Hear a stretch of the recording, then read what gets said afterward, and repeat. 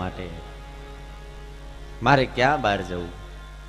આપ જ આદ્યા શક્તિ છો, એટલે હું આપની જ પૂજા કરી લઉં.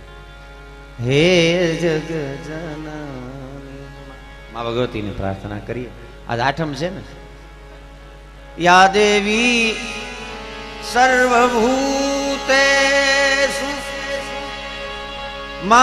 માતૃરૂપેણ સંસિતા નમસ્તસ્ય નમસ્તસ્ય નમસ્તસ્ય નમો નમઃ. યા દેવી સર્વભૂતેષુ માં શ્રદ્ધારૂપેણ સંસ્થિતા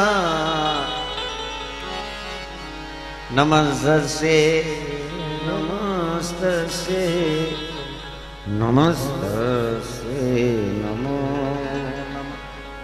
હે જગજનની માં, હે જગદંબા, હે જગજનની માં, હે જગદંબા, હે જગદનની માં. આદ્યા શક્તિ માં, હે આદિ અનાદિ. આદ્યા શક્તિ માં, આદિ અનાદિ. અરજી અંબા તું, અરજી અંબા તું, અરજી અંબા, અરજી અંબા તું.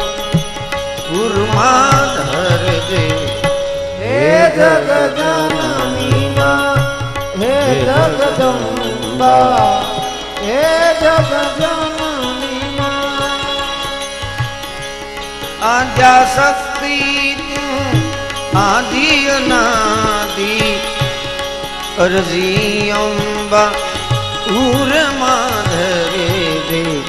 હે જગજનની માં, હે જગદંબા, હે જગજનની માં. ધૂપ બનું તું સુગંધ લે રે. રાખ બની મને ઉડી જવા દે રે. ધૂપ બનું સુગંધ તું લેજે.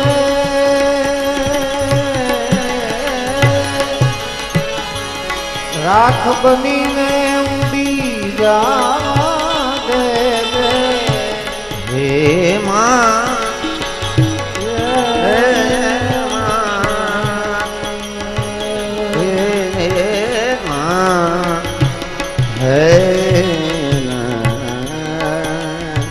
માને એવી પ્રાર્થના કરજો. ખાલી પગે જ લાગી આવશો આઠમ ને દિવસે, એથી કઈ નથી થયું. આજ આમાં ભગવતીની અષ્ટમી, એમાં અમારું જીવન એવું થાય, ધૂપ જેવું થાય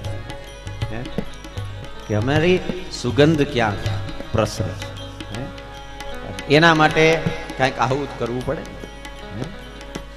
બાકી સુગંધ નહીં થાય, દુર્ગંધ થશે. કોઈ યાદ નહીં કરે. એની કૃપા થશે, આપણા હાથે કઈક એવું સત્કર્મ થશે તો સુગંધ થશે. સુગંધ સત્કર્મની આવે. કદાચ ગમે એવું સમય આવે, મારા ઉપર એવી વિપત્તિ આવે તોય હું ભલે બળી જાઉં, હું પણ બીજાને બાળું. બોલીને ઘણા નથી બાળતા, બોલીને બાળી બળું ભલે પણ બાળું નહીં કોઈ નહીં. બળું ભલે પણ બાળું નહીં કોઈને. જીવન મારું, જીવન મારું, જીવન મારું, જીવન મારું સુગંધિત કરે. હે જગજનની માં, હે જગદંબા, હે જગજનની માં.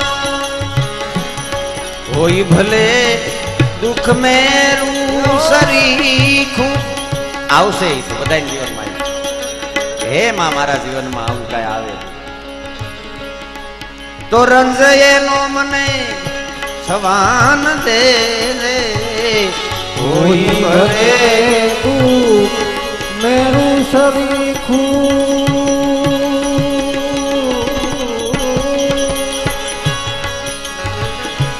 એ હૃદયનો ના થવા દે દે.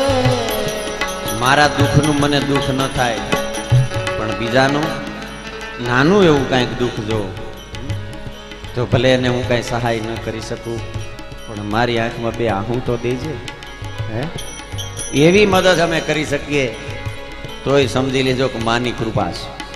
કાંઈ દઈ ન શકીએ તો કાંઈ નહીં પણ કોકનું દુઃખ જોઈને અમારી આંખ ભીની થાય હે માં ભગવતી આનું ધ્યાન રાખજે. આટલું કહેતા આવડી જાય તો આ નવરાત્રી ફળી આપણને હે હા તો આ કથા આજ આઠમ આજ અમે યજ્ઞના દર્શન કરશું. આજ બધાયની કુળદેવી જેની જ્યાં શ્રદ્ધા હશે એ બધાય માથા ઝુકાવશે પણ આવું અમારું જીવન થાય એવું મા પાસે માગજો.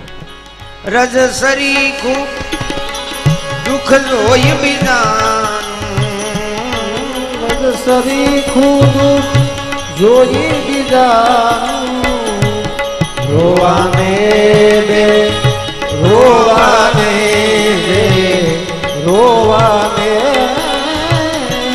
રોવાને દે આંસુ દે હે જગદંબી માં હે જગદંબા હે જગદંબી માં હે જગદંબા હે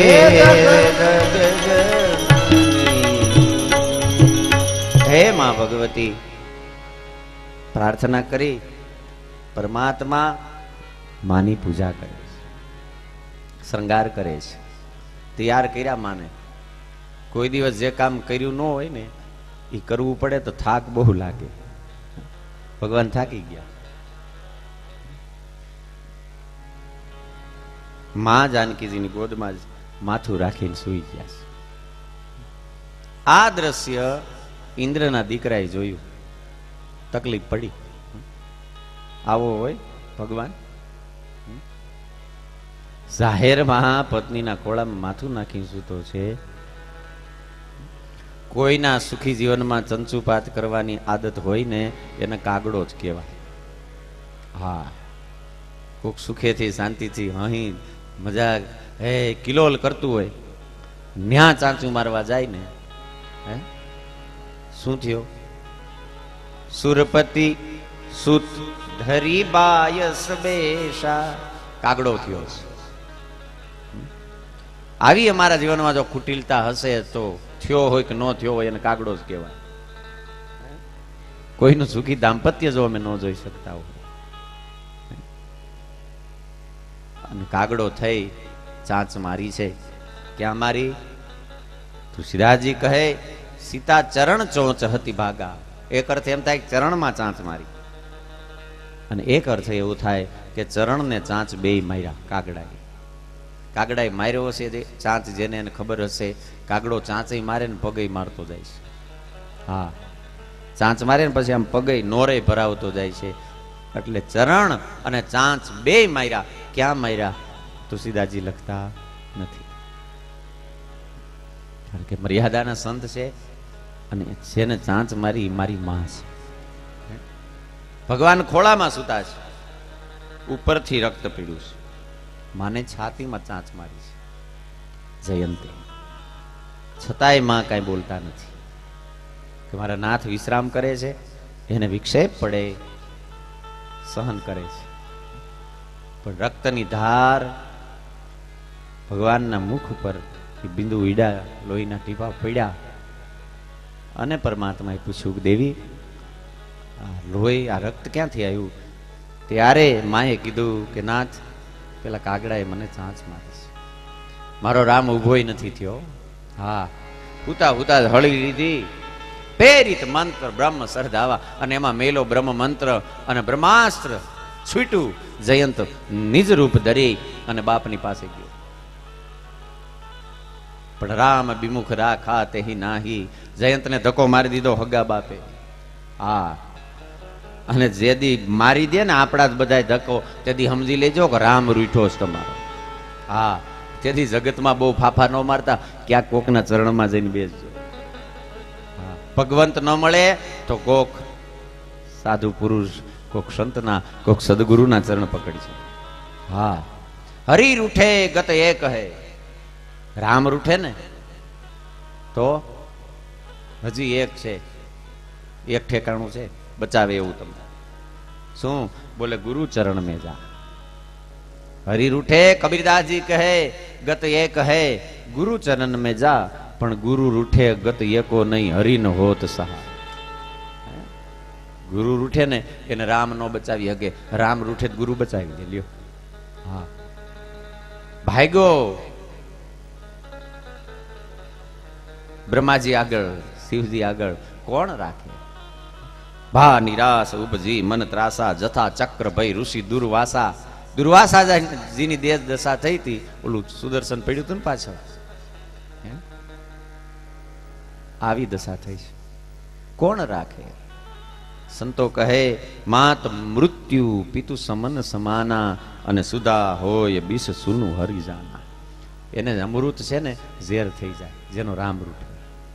મિત્ર છે એ દુશ્મન થઈ જાય, માં મોત થઈ જાય. કોણ બચાવે? જયંત ભાગ્યો જાય છે. અને એ વખતે તુલસીદાસજી કહે નારદ દેખા બિકલ જયંતા. જયંતને નારદજીએ જોયા, અને નારદજીએ કીધું કે એ જયંત અહીંયા લાય. એ કે ઊભું રહેવાય એમ નથી. કાં? કે મારી પાછળ બાણ છે. એ કે મૂરખ, કોઈની તાકાત છે બાણની આગળ ભાગી શકે? હે, આપણે ગોળી છોડીને કોઈ ભાગવાન ચાલુ કરે, ગોળીની આગળ કોઈ ભાગી શકે? જયંત કે ઈ જ સમજાતું નથી, આ મારતુંય નથી, છોડતુંય નથી. નારદજી મહારાજ કે ઉભો રે. ઉભો રાખ્યો, બાણ ટકી ગયો. હા, જયંતને કે શું ગયો તો? એ કે એનો પ્રભાવ જોવા. જોયો? એ કે હા હા, ગાંડા, અપરાધ જેનો કર્યો હોય ક્ષમા એની જ મગાય. હે, અપરાધ કર્યો મારા રામનો, અને તું જગતમાં બધી હાથ લાંબા કરે, કોઈ બચાવે? અપરાધ જેનો કર્યો હોય ને ક્ષમા એની માગી લેવી. આજ આઠમ છે એટલે નક્કી જ કરજો, બધાને કહું છું. આપણે ડખો કરે ઘરમાં અને પછી જાય માતાજી આગળ, એ માં મને માફ કરજે. એટલે પણ માં નહીં માફ કરે. તમે જ્યાં થયો છે અપરાધ એની ક્ષમા માગી લ્યો ને, એને પગે લાગી લ્યો કે ભાઈ મારી ભૂલ થઈ ગઈ એમ. હે, જયંત ને નારદજી કે પ્રભાવ જોયો ને? કે હા. કે હવે ગાંડા એનો સ્વભાવ જોવા જેવો છે. હે, એકવાર એના ચરણમાં જા, એનો સ્વભાવ કેવો છે એ તો જો. પ્રભાવ દૂરથી દેખાય, સ્વભાવ જોવો હોય ને નજીક જવું પડે. હા, અને ઘણી વાર અમે પ્રભાવમાં જ આવી જતા હોય છે.